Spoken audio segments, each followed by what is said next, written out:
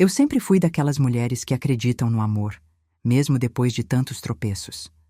Meu nome é Isadora, tenho 32 anos e vim de uma cidade pequena onde as promessas raramente se cumprem. Mas quando conheci Renato pela internet, algo em mim reacendeu. Ele era gentil, atencioso e dizia que sonhava com uma mulher de verdade, não dessas que aparecem só quando o dinheiro está em jogo. Quero alguém que fique quando tudo desmoronar, ele dizia. E eu acreditei. Talvez porque eu também estivesse procurando isso. Durante meses, trocamos mensagens, ligações, até videochamadas. Ele parecia tão certo, tão presente. Me contou que era viúvo, que morava numa fazenda afastada com os filhos e que estava pronto para recomeçar. No início hesitei, claro, mas aos poucos fui me encantando. Não era só pelas palavras, era pelo modo como ele me fazia sentir importante. Pela primeira vez, alguém me enxergava. Guardei cada centavo do meu trabalho como costureira para comprar o vestido mais bonito que eu já tinha usado. Branco, simples, com renda nos ombros e uma fita azul claro que me lembrava a coragem da minha mãe. Peguei um ônibus de madrugada, carregando comigo uma mala pequena, flores que eu mesma arrumei e o coração disparado de esperança. Eu não tinha pai para me conduzir ao altar, nem madrinhas me esperando, mas eu tinha fé. A estrada de terra era longa, esburacada e parecia não ter fim. Quando finalmente avistei o portão da fazenda, meu peito quase explodiu. Era grande, sim, um casarão antigo, com varanda de madeira e janelas fechadas. Mas algo ali me pareceu parado demais. Nenhum sinal de música, de convidados, nem uma faixa de boas-vindas. Apenas o som dos passarinhos e o ranger da madeira velha sob meus pés. Bati na porta. Uma vez, 2, 3, esperei. Nada. Meu coração começou a gelar. Bati mais forte. E então, ela se abriu devagar. E eu congelei. Não era Renato. Era um menino. Devia ter uns 14 anos, olhos escuros e firmes, sujo, com o cabelo desgrenhado e roupas largas. Atrás dele apareciam rostinhos curiosos. 1, 2, 3. No total, 7 crianças. A mais nova devia ter no máximo 2 anos. A casa estava em silêncio, com cheiro de coisa guardada e nenhuma presença adulta. "Você é a Isadora?" Ele perguntou com a voz firme demais para a idade que tinha. Assenti, sem saber o que dizer. As flores na minha mão tremiam. "O Renato? Ele não tá aqui?" Minha voz saiu baixa, quase sumida. O garoto me encarou por alguns segundos. Depois, abriu a porta toda e disse: "Nosso pai sumiu." Eu não sabia se ria de nervoso ou se chorava. Que tipo de brincadeira era aquela?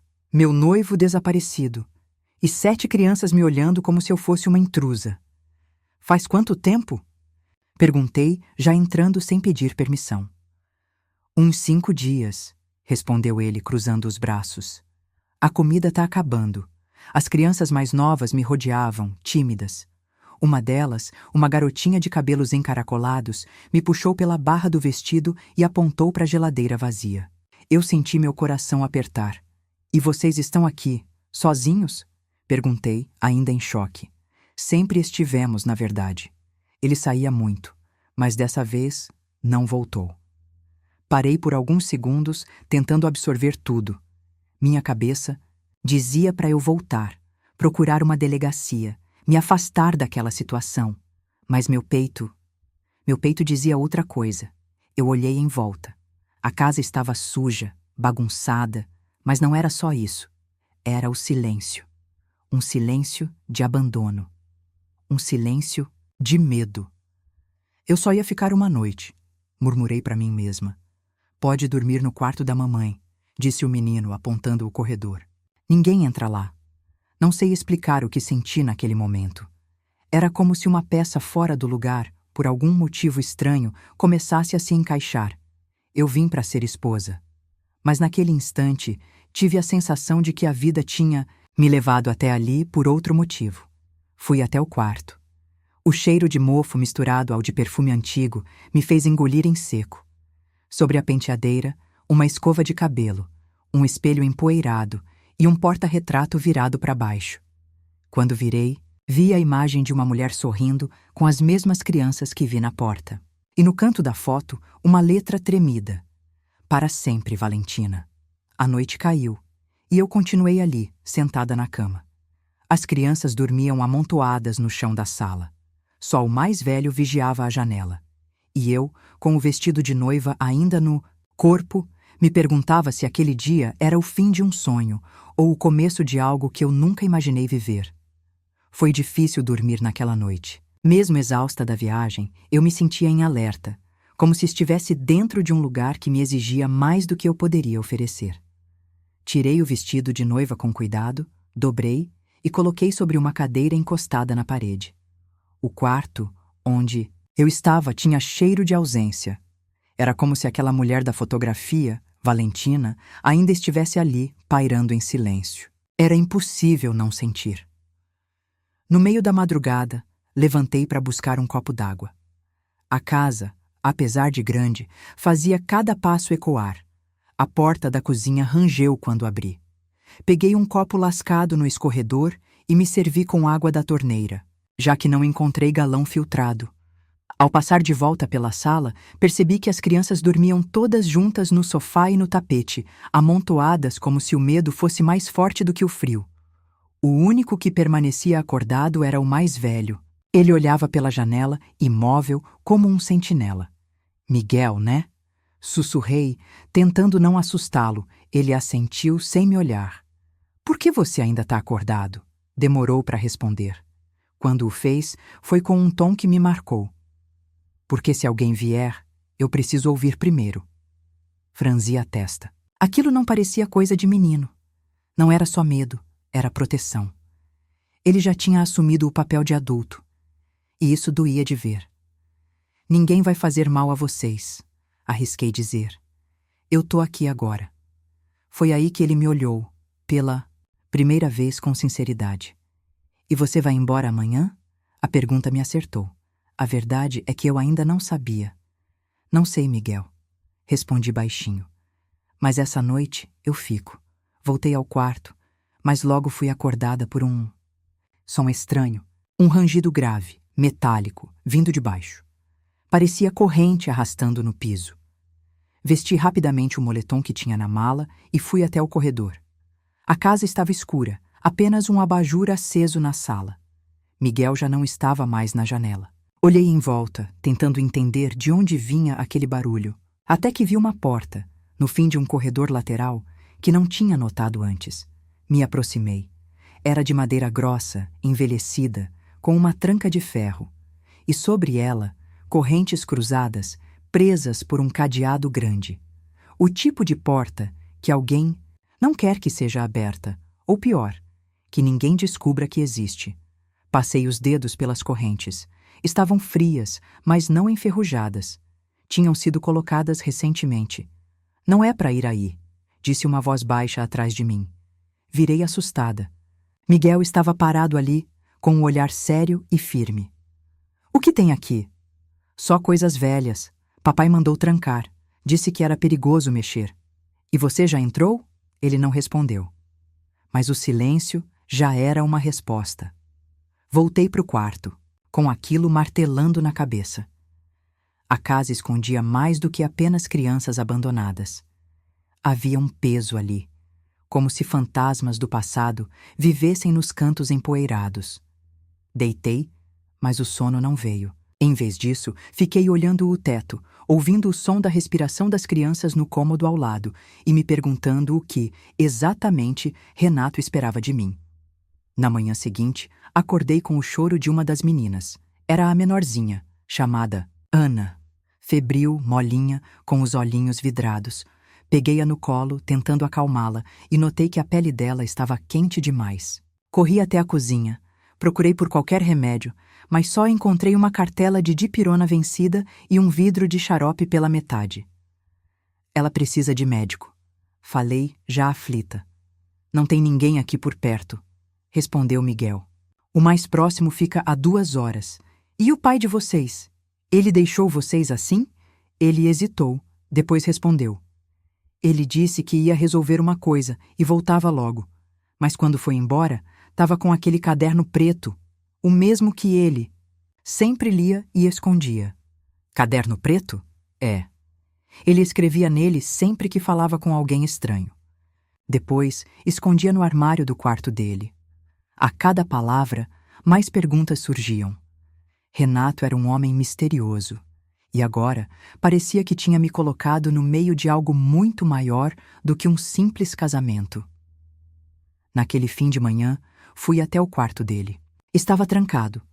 Peguei um grampo e, com alguma dificuldade, consegui abrir. O cheiro era mais carregado que nos outros cômodos. Dentro do armário, escondido atrás de um cobertor velho, encontrei um caderno de capa preta. E lá, logo na primeira página, estava escrito: se algo me acontecer, tudo o que restar está nas mãos dela. Fechei o caderno com as mãos trêmulas. Eu cheguei até ali para viver uma história de amor. Mas naquele momento, comecei a perceber que talvez eu tivesse sido escolhida para algo completamente diferente. Algo que ainda estava escondido por trás daquela porta trancada. E dos olhos assustados das 7 crianças que agora dependiam de mim. Naquela manhã, eu não consegui tomar café. O estômago estava embrulhado demais. Eu me sentei à mesa da cozinha com o caderno preto nas mãos, tentando juntar as peças de um quebra-cabeça que só parecia ficar mais confuso a cada página. Virada. Renato escrevia como se estivesse em constante vigilância. As anotações não eram de um homem apaixonado ou de um pai em paz. Eram códigos, listas de nomes, frases soltas como "não confie no vizinho da Estrada Leste" ou "Valentina, sabia demais". Em meio às anotações, uma frase destacada em letras grandes me paralisou. "Se eu desaparecer, Isadora saberá o que fazer". Meu nome. Ele escreveu meu nome. Antes mesmo de eu chegar. Antes mesmo de confirmar que me mudaria. Por um segundo, o chão pareceu sair debaixo dos meus pés. Fechei o caderno e encarei o teto da cozinha. Será que esse homem realmente me amava? Ou apenas me escolheu por conveniência? Teria me trazido para cá só porque precisava de alguém para cuidar das crianças em sua ausência? Me levantei devagar e fui até a sala. As crianças brincavam com tampinhas e caixas vazias, inventando castelos e carros. Miguel estava com a mesma expressão fechada, mas observei que ele mantinha os irmãos em ordem com uma autoridade que me impressionava. "Miguel, o seu pai, ele falou de mim antes?" Perguntei, tentando manter a voz serena. Ele hesitou, mas depois assentiu. "Ele disse que uma moça viria, que seria boa, que talvez ficasse. Você sabia que eu viria?" Sabia. Senti um aperto no peito. Toda aquela história de paixão, de casamento, de recomeço, não passava de um plano. Renato me observava há muito mais tempo do que eu imaginava. E, no fundo, parece que ele já sabia que não estaria aqui quando eu chegasse. Decidi não contar às crianças o que descobri no caderno. Não ainda. Elas já tinham problemas demais, mas precisava entender o que realmente havia acontecido com Renato. E por que a palavra Valentina aparecia tantas vezes? Naquela tarde, a febre de Ana aumentou. Improvisei uma compressa com panos molhados, deixei ela descansando em meu colo e pedi a um dos irmãos para buscar mais água. Quando ele abriu o armário, caiu uma pasta velha, presa por fita adesiva. Dentro, documentos. E mais uma surpresa, um contrato de guarda provisória. Em meu nome, assinado por Renato com firma reconhecida e datado de 2 semanas antes da minha chegada. Era como se ele soubesse que algo ruim ia acontecer. Como se tivesse preparado tudo para fugir. Ou desaparecer. Fui até o quarto dele novamente. E revirei tudo. Em uma das gavetas, achei uma foto. Renato, Valentina e um homem que não reconheci. Atrás da imagem, escrito à mão. 1997, o dia que tudo mudou. Voltei para a sala, coração acelerado. Não sabia mais se chorava, se fugia ou se continuava. Miguel me viu com a pasta na mão e franziu o senho. "Você sabe o que isso aqui significa, né?" Ele olhou, mas não respondeu. Então se aproximou, Abaixou a cabeça e sussurrou. Ele sempre dizia que, se algo acontecesse com ele, era para confiar em você. Só você. Sentei no sofá, sem forças. Ana dormia no meu colo. As outras crianças brincavam com tampinhas como se não houvesse um furacão rondando aquela casa. E eu sentia que não era mais a mesma mulher que chegou ali com flores na mão e um vestido branco na mala. Eu estava mudando, me rasgando por dentro, e mesmo assim, ficando. À noite, tentei sair da fazenda. Precisava pedir ajuda, ir até a cidade, encontrar alguma pista sobre o paradeiro de Renato. Mas a chuva dos últimos dias tinha feito o barro engolir a estrada. O carro atolado até o meio das rodas. Era como se o próprio destino quisesse que eu não fosse embora. Voltei andando, encharcada. As crianças me receberam com toalhas e olhares, assustados. Miguel só disse: eu tentei avisar. Preparei sopa com o pouco que havia na despensa. Todos comeram em silêncio, como se aquele jantar fosse o último. Depois, sentamos juntos na sala. Pela primeira vez, eu abracei os 7 de uma. Vê só. Não com os braços, mas com a alma. Talvez eu não tivesse vindo aqui para casar. Talvez Renato não tivesse me amado de verdade. Mas, de algum jeito que eu ainda não entendia, a vida me trouxe até aqui com um propósito. E mesmo sem saber se ele voltaria ou não, eu não ia abandonar aquelas crianças. Nos dias que se seguiram, a casa parecia respirar junto comigo. Eu acordava antes do sol nascer para preparar o café, esquentava a água do banho com o pouco de gás que restava e improvisava aulas com papel de pão, tampinhas e livros antigos. As crianças começaram a sorrir mais. Ana já não tinha febre, e o pequeno Caio, que não falava uma palavra quando cheguei, agora ria alto quando eu fingia ser um dragão na hora do almoço. Mas entre cada risada, havia um silêncio que ninguém ousava tocar. Valentina. O nome que apareceu pela primeira vez naquela fotografia antiga e que estava rabiscado no caderno de Renato como uma sombra mal resolvida. Um dia, enquanto varria o quarto dele, encontrei atrás da cortina um cofre embutido. Na parede estava aberto, vazio. Mas no chão, entre a poeira, havia uma pulseira com o nome Valentina, gravado em metal. Uma pulseira infantil, gasta pelo tempo. Peguei com cuidado, sentindo o peso daquilo. E, de novo, aquele nome voltou a pulsar na minha cabeça. Naquela noite, esperei as crianças dormirem e sentei com Miguel na varanda. Quem era Valentina? Ele hesitou, como sempre. Mas algo nele parecia cansado demais para continuar escondendo. Era minha tia, irmã do meu pai. E o que aconteceu com ela? Ele demorou, olhou para o céu escuro e depois falou com a voz baixa, arrastada. Ela morreu. E depois disso, papai nunca mais foi o mesmo. Fiquei quieta. Esperei. Dizem que foi acidente, mas tem gente que acha que foi outra coisa. Só sei que desde aquele dia ele começou a trancar portas, esconder papéis e repetir pra gente que ninguém de fora podia confiar, que só a família importava. Por isso ele sumiu? Miguel deu de ombros, mas vi nos olhos dele que aquilo o machucava.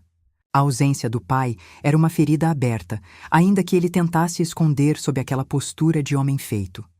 No dia seguinte, resolvi buscar respostas fora dali. Fui até a casa mais próxima, do outro lado do morro. Uma senhora idosa me atendeu, na varanda. Quando mencionei o nome de Renato, ela recuou meio passo. Esse sobrenome eu preferia não me meter, disse com a mão no peito. Eu só quero saber quem foi Valentina. A velha fechou a cara, mas depois de alguns segundos de silêncio, soltou um suspiro pesado. Era uma moça boa, bonita, professora. Veio pra cá para cuidar do pai doente. Mas tinha gente que não gostava dela, gente da própria família. Diziam que ela sabia de coisas que não devia. E aí, um dia, caiu da escada da sede da fazenda. Disseram que foi um tropeço, mas ninguém nunca acreditou muito nisso. E Renato? Ficou louco depois disso. Se trancou, sumiu do povo. Teve quem dissesse que ele sabia o que aconteceu e que estava fugindo da própria consciência. Voltei para casa com a cabeça girando. A imagem de Renato, aquele homem gentil que me escrevia poesias por mensagem, estava desmoronando dentro de mim. E no lugar dele surgia um homem atormentado, cercado de segredos, vivendo com medo do que poderia vir à tona. Ao chegar, encontrei os pequenos pintando com carvão no chão da varanda. Ana desenhava uma mulher com cabelo comprido e um vestido florido. Perguntei quem era. Ela sorriu e disse: "A tia Tina." Ela contava histórias pra gente. Ela fazia pão doce. Ela sumiu. Aquilo me atravessou como uma flecha. Tina. Valentina. O nome que ninguém dizia era, na verdade, uma lembrança adormecida dentro de cada um daqueles corpinhos pequenos. E eles carregavam isso em silêncio, sem entender direito. Mas sentiam. Naquela noite, arrumei um espaço no quarto e coloquei um colchão no chão para mim. Não queria mais ficar separada. A presença das crianças me fazia sentir segura, como se, de alguma forma, a dor deles acalentasse a minha. Antes de dormir, Miguel sentou ao meu lado. "Você ainda vai embora?" Olhei para ele com os olhos úmidos. "Eu não sei, Miguel. Mas agora, se eu for, não vai ser por medo, vai ser por amor. Porque eu tô aqui de verdade." Ele abaixou a cabeça, envergonhado. Depois sussurrou: "Eu queria que você fosse nossa mãe de verdade." Abracei aquele menino com força. Ele tremia, e eu também. Porque ali, naquela casa marcada por silêncios e segredos, a gente começava a construir outra coisa. Uma coisa que nem o passado, nem o medo podiam destruir. Naquela manhã, o sol parecia mais claro do que nos dias anteriores. As crianças corriam pelo quintal com uma alegria que me arrancava um sorriso tímido, mesmo com o coração apertado. Mas eu sabia que aquela paz era frágil. Eu sentia no ar algo estava para acontecer. E aconteceu. Por volta das 9, um carro preto parou na entrada da fazenda. Era oficial, com o brasão da Secretaria de Assistência Social estampado na lateral. Desci a varanda com as mãos suadas e o coração batendo no peito como um tambor desgovernado. 2 homens de terno e uma mulher com prancheta nas mãos desceram do carro. "Bom dia. A senhora é Isadora Mendes?" perguntou a mulher seca. "Sou. Recebemos uma denúncia anônima sobre abandono de menores. Precisamos conversar." Respirei fundo. Olhei para as crianças que agora nos observavam de longe, paradas como estátuas. "Eles não estão abandonados", respondi tentando manter a calma. "Então, onde está o responsável legal? O pai? Desaparecido há dias, mas ele deixou um documento assinado e registrado, passando a guarda provisória para mim. Posso mostrar." Entrei e peguei a pasta onde guardava o contrato assinado por Renato. Enquanto entregava, minhas mãos tremiam. Aquilo era tudo o que eu tinha para provar que não estava ali por acaso. Os 3 leram, cochicharam entre si, franziram o senho. "Esse documento existe, mas não temos registro oficial no sistema. Sem homologação judicial, não tem validade." "Legal", disse o homem de terno. "Vamos encaminhar as crianças para um abrigo temporário até a situação ser esclarecida." "Não." Minha voz saiu firme. Mais do que eu esperava, eles se entreolharam. "Senhora, eu entendo seu esforço, mas isso é procedimento. Não temos opção." "Mas eu tenho", respondi, erguendo o caderno preto de Renato. "Aqui dentro tem provas de que ele sabia que estava em perigo. Ele me preparou para isso. Ele confiou em mim. E mais importante que papel carimbado é o que essas crianças sentem. Elas estão seguras comigo. Vão tirar eles daqui para quê? Para separar irmãos? Colocar cada um num abrigo diferente?" A assistente social hesitou. Ela olhou para Miguel, que agora se aproximava, com a cabeça erguida e os olhos marejados. "Se vocês levarem a gente foge", ele disse. "E se não deixarem a tia Isa ficar com a gente vai procurar ela. Nem que seja no mundo inteiro." Foi ali, naquele instante, que tudo mudou. Não foi o contrato, nem o caderno. Foi a voz de Miguel. Foi o amor embutido naquelas palavras, ditas por um menino que tinha visto mais abandono do que qualquer adulto deveria ver.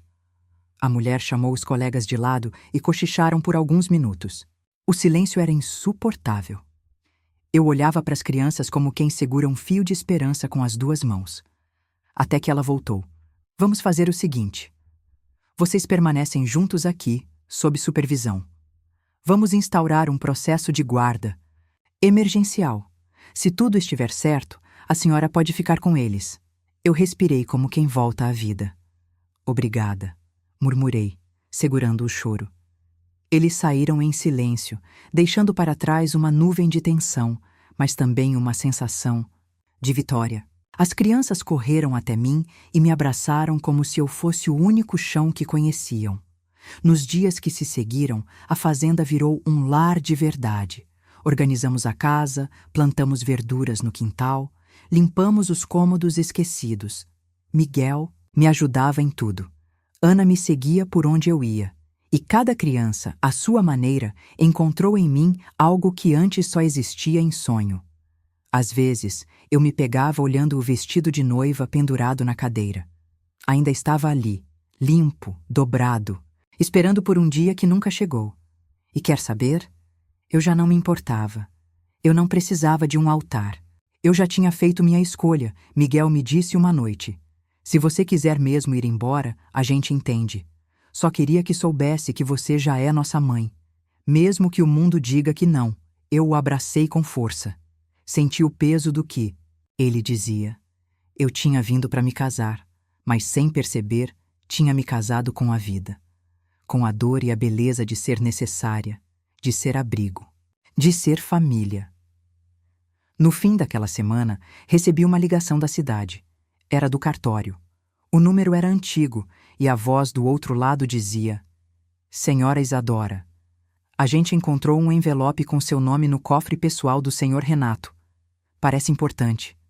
A senhora pode vir buscar? O coração disparou. Eu tremi dos pés à cabeça. O que mais ele tinha deixado para mim? Olhei para a estrada ainda cheia de lama, para as crianças brincando na varanda, e sabia que o próximo passo seria o mais difícil de todos. Aquela semana passou como um sopro. O envelope deixado no cartório ainda estava sobre a mesa da cozinha, lacrado, esperando coragem para ser aberto. Eu o olhava todos os dias, mas não tinha pressa. Tinha medo do que podia conter. Uma despedida? Uma confissão? Ou talvez apenas o fim de todas as perguntas. Mas antes de descobrir, havia algo mais urgente acontecendo. A gente estava virando uma família. As crianças agora tinham horários, tarefas, rotina de estudos improvisada na mesa da sala. Cada desenho colado na parede, cada travesseiro na posição certa, era uma prova de que aquele lugar já não era apenas a fazenda esquecida onde tudo começou. Era casa, era abrigo, era nosso. Miguel, o menino que mal olhava nos meus olhos, agora esperava acordado para me contar as novidades do dia. Ana me pedia histórias antes de dormir. Os menores me abraçavam sem motivo, e eu me sentia inteira pela primeira vez em muito tempo. Uma tarde, enquanto lavava roupas no tanque do quintal, escutei passos atrás de mim. Era Miguel. Tia, Isa, posso te perguntar uma coisa? Claro, ele coçou a cabeça, visivelmente nervoso. A gente pode te chamar de mãe? Parei tudo. Respirei. Senti os olhos se encherem d'água. Miguel, eu não gerei vocês. Mas se amor for o que faz de alguém uma mãe, então sim, eu sou. Ele sorriu como quem se libertava de um peso que carregava há tempo demais. Naquela noite, um a um, eles começaram a me chamar de mãe. Primeiro baixinho, tímidos. Depois, com a certeza de quem sabe que finalmente encontrou onde pertencer. E naquele instante soube. Eu nunca mais ia embora. Mais tarde, sozinha na cozinha, respirei fundo e abri o envelope deixado por Renato. Dentro havia uma carta, escrita à mão, com letras tremidas, como se ele soubesse que não teria tempo de reescrever. Li devagar, com o coração apertado. Isadora, se essa carta chegou até você, é porque o que eu temia aconteceu. Me envolvi com gente perigosa ao tentar investigar a morte da minha irmã, Valentina. Descobri demais. Estava sendo seguido. Sei que você pode achar que fui covarde, mas meu maior medo era deixar meus filhos sem ninguém. Por isso, escolhi você. Porque vi verdade em você. Porque mesmo sem saber, você sempre foi a resposta. Me perdoe. Cuide deles.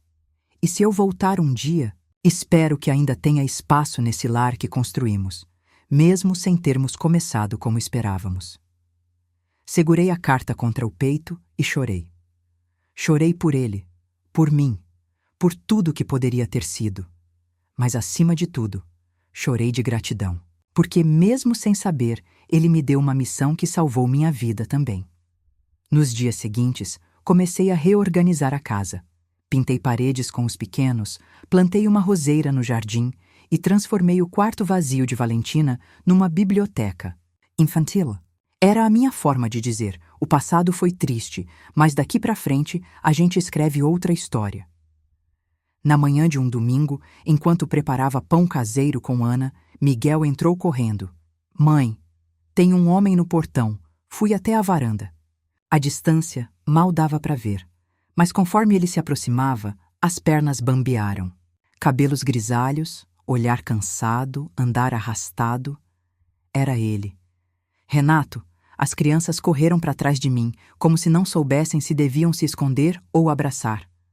Quando ele chegou perto, parou, respirou fundo e disse: eu não sabia se teria coragem de voltar. Mas cada dia longe deles era um castigo. E eu vi que você o salvou. Eu não sabia o que responder. Queria gritar, chorar, abraçá-lo e empurrá-lo ao mesmo tempo. Mas o tempo fez o que precisava. Miguel deu o primeiro passo. Depois Ana. Depois todos os outros. Renato se ajoelhou e chorou. E naquele chão de terra batida, os filhos o cercaram como se o tempo não tivesse passado. Eu, em silêncio, observei tudo. Sabia que ele tinha errado, mentido, fugido, mas também sabia que o amor tem jeitos estranhos de nos alcançar. Ele me olhou com os olhos marejados. Ainda há lugar para mim aqui? Demorei alguns segundos. Depois, respondi. Não foi assim que eu imaginei minha vida. Mas aqui, nada foi como eu imaginei. E ainda assim, tudo ficou melhor do que eu sonhei. A vida tem um jeito estranho de nos levar aonde precisamos estar, mesmo que o caminho seja feito de despedidas, ausências e promessas quebradas. Eu cheguei naquela fazenda com um vestido de noiva na mala e um sonho de ser amada, mas não encontrei altar, nem música, nem aliança. Encontrei 7 crianças assustadas e um silêncio que gritava por socorro. No começo, eu quis fugir. Quis voltar para minha vida pequena, para o meu bairro simples, para minha rotina previsível. Mas havia algo nos olhos daquelas crianças que me prendeu. Uma mistura de medo e esperança que eu reconheci. Porque, no fundo, eu também era uma criança esperando que alguém me escolhesse. Só que, dessa vez, a escolha era minha. Não precisei de sangue para ser mãe.